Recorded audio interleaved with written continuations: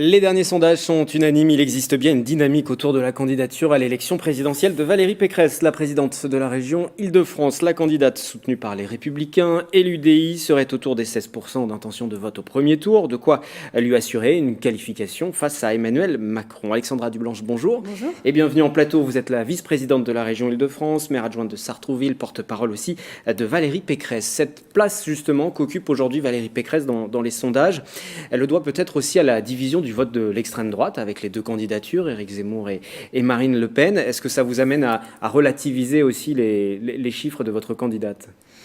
Ces sondages, je pense qu'ils montrent surtout une envie d'alternance de la part des Français entre l'immobilisme d'Emmanuel Macron et la démagogie de l'extrême droite. Et donc, ils se sont manifestés. Et maintenant, il y a une adhésion des Français pour un projet, le projet de Valérie Pécresse.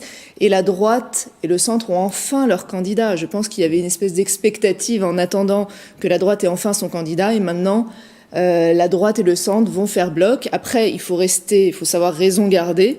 Il n'y a pas du tout de triomphalisme de notre part. Ça va être une campagne longue, une campagne intense. Il va falloir que Valérie Pécresse aille convaincre chaque Français de la valeur de son programme et des solutions qu'elle apporte aux problèmes des Français. Vous parlez de cette union de la droite et du centre derrière sa candidate désignée. L'enjeu, c'est de maintenir cette entente aussi, et quitte à faire quelquefois peut-être un grand écart aussi dans les propositions entre Éric Ciotti et Valérie Pécresse. Je ne pense pas qu'il y ait grand écart. La droite est diverse, nous le savons. Chacun a exprimé ses sensibilités pendant une primaire qui s'est extrêmement bien déroulée, qui, je pense, a donné une très belle image de la droite en termes de fond et de solidité des solutions que les candidats apportaient.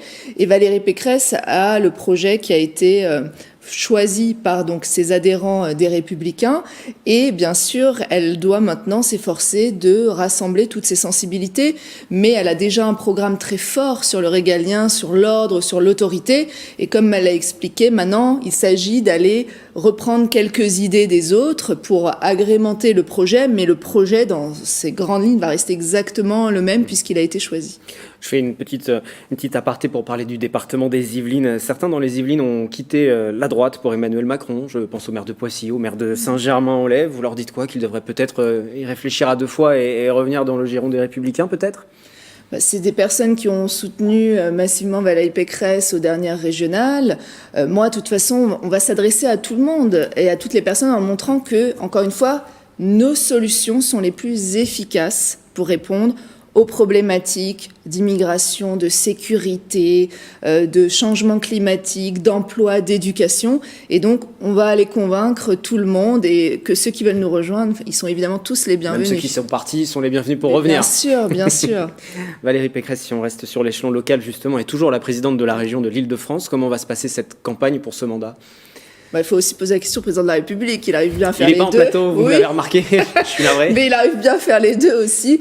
Et donc, il n'y a aucun sujet. Je rappelle qu'on a voté 80% du projet qu'on a présenté aux Franciliens pour les élections régionales avant l'été. On est tous en train de le mettre en œuvre. Moi, je suis en train de le mettre en œuvre dans le cadre du développement économique. On n'abandonne absolument pas la région, et on continue en menant les deux de front. Est-ce qu'il y a des déclinaisons justement des propositions qui ont été faites et des actions qui sont menées à la région sur le programme pour la présidentielle, même si on ne gouverne pas de la même manière un pays, une région? Je pense que la baisse des dépenses publiques, c'est un très bel exemple. Valérie Pécresse a réussi en 5 ans à baisser les dépenses publiques en Île-de-France de 2 milliards d'euros. On a réduit les effectifs de la région.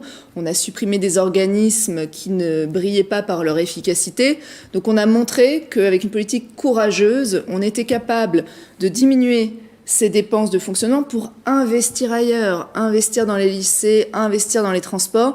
Et donc, c'est aussi un projet qu'elle porte au niveau national, en ayant cet exemple, cette espèce d'expérimentation francilienne où elle a prouvé qu'elle pouvait le faire, et maintenant il faut le faire au niveau de la France. On va parler un peu plus des propositions. Juste avant, un mot sur votre candidature aussi, puisque vous avez été désignée candidate dans la 5e circonscription pour récupérer d'ailleurs cette 5e circonscription, parce qu'elle a été gagnée en 2017 par Yaël Braun-Pivet pour la majorité présidentielle.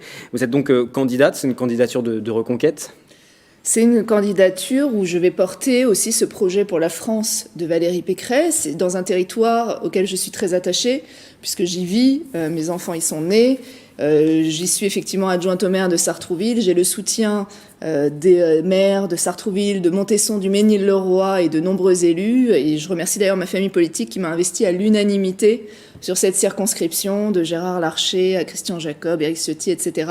Donc ils comptent sur moi pour effectivement reconquérir cette circonscription et que je mette toute mon énergie et mes compétences, je pense, au service maintenant de ce territoire au niveau national. Même si l'élection législative a lieu après la présidentielle et qu'il y a toujours une dynamique présidentielle, donc on aura l'occasion d'en reparler, bien sûr, une fois que les choses seront un petit peu plus claires, forcément, par la suite. Parlons des propositions pour l'instant de votre candidate Valérie Pécresse. Retraite à 65 ans en 2030, fin des 35 heures. Est-ce qu'il va falloir travailler plus pour gagner plus ? Pour reprendre un slogan déjà utilisé ? Valérie Pécresse, elle tient un discours de vérité. La réforme Emmanuel Macron s'est annoncé dès le début de son mandat comme un grand réformateur. Or, on voit bien qu'il y a des grandes réformes qu'il n'a absolument pas faites. Je pense en premier lieu à la réforme des retraites, je pense à la décentralisation, mais ça c'est plutôt lié à son mode de gouvernement qui est très vertical et qui ne veut pas s'appuyer pas assez sur les territoires. Et donc, effectivement, nous allons devoir faire des réformes courageuses pour pouvoir, encore une fois, relever le pays. Tous les pays européens autour de nous sont à minima à 65 ans. Donc oui, quand on vit beaucoup plus longtemps, il va falloir vivre plus, mais il y aura aussi une politique sociale très importante pour ceux qui ont commencé très tôt, par exemple, à travailler, et aussi avec une politique sur le pouvoir d'achat, d'augmentation des salaires nets pour que le travail paye plus que l'assistanat. Pour Bruno Le Maire, ancien républicain, lui aussi aujourd'hui ministre d'Emmanuel Macron, les premières propositions de votre candidate sont, je cite, du recyclage. Il dit que le projet Le Frappe, c'est un projet de recyclage, un projet pour le XXe siècle et pas pour le XXIe siècle. Écoutez, moi, ce genre, moi, je me souviens de Bruno Le Maire en plein milieu de l'organigramme de François Fillon de campagne. Voilà, c'est des gens qui se targuent d'avoir fait une politique forte, alors économique certes, sur les entreprises et le soutien pendant la crise, mais irresponsable en termes de dette et de déficit public.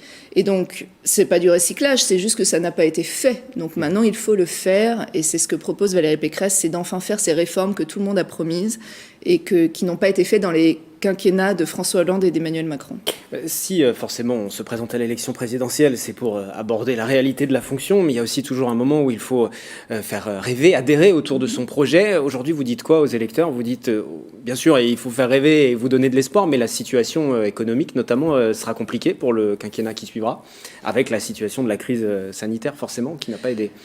C'est vraiment, il y a des projets, c'est un projet d'avenir aussi, c'est un projet qui fait face à l'urgence climatique, c'est un projet qui propose de refonder l'école pour que chaque enfant de France ait ses chances.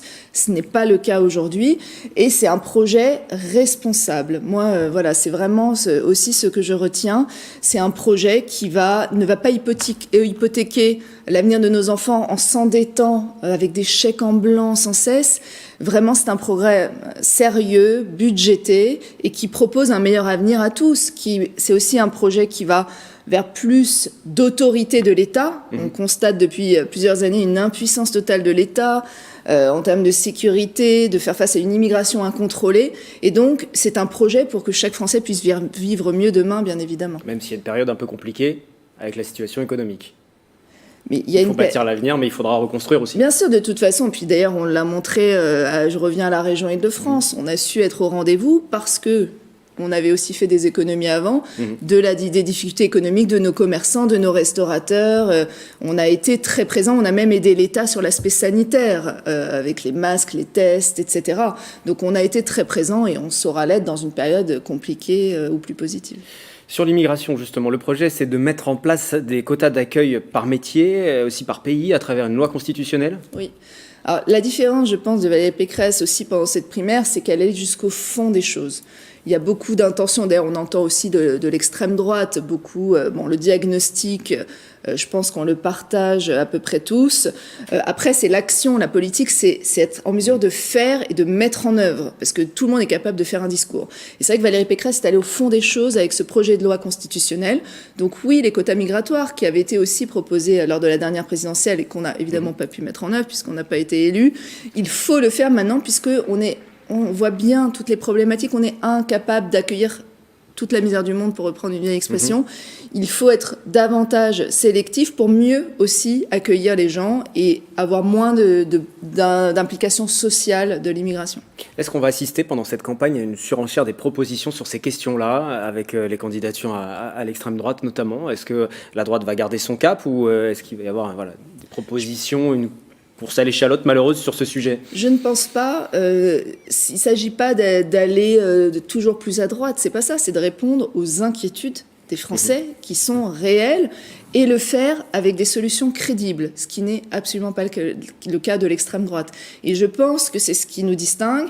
C'est peut-être aussi ce qui est en train d'expliquer un peu les tendances des sondages. On se rend compte que la droite partage un diagnostic, mais apporte des solutions concrètes et réalistes, contrairement à l'extrême droite. On vient de célébrer le 116e anniversaire de la séparation de l'Église et de l'État, la laïcité qui est aujourd'hui mise à mal, ça c'est une réalité.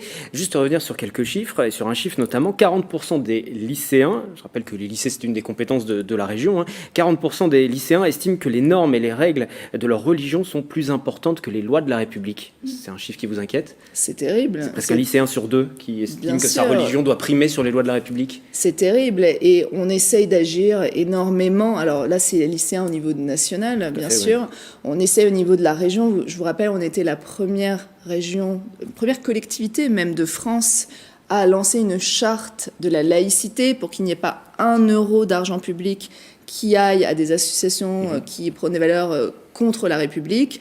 Donc on agit beaucoup, on forme tous nos cadres sportifs. Donc c'est un travail minutieux qu'il faut faire pas à pas. C'est ce qu'on a fait, c'est ce qu'on veut faire évidemment au niveau du pays. D'ailleurs, l'État s'est inspiré de nous puisqu'ils ont repris après cette charte de la laïcité, par exemple. Et on sent qu'il y a un travail à faire auprès des plus jeunes générations aussi sur cette question-là de laïcité. Bien sûr, ça commence très tôt. Et donc il faut avoir aussi un discours fort, un discours d'amour de la France, ne pas expliquer qu'il n'y a pas de culture française, par exemple, comme l'avait fait le président de la République.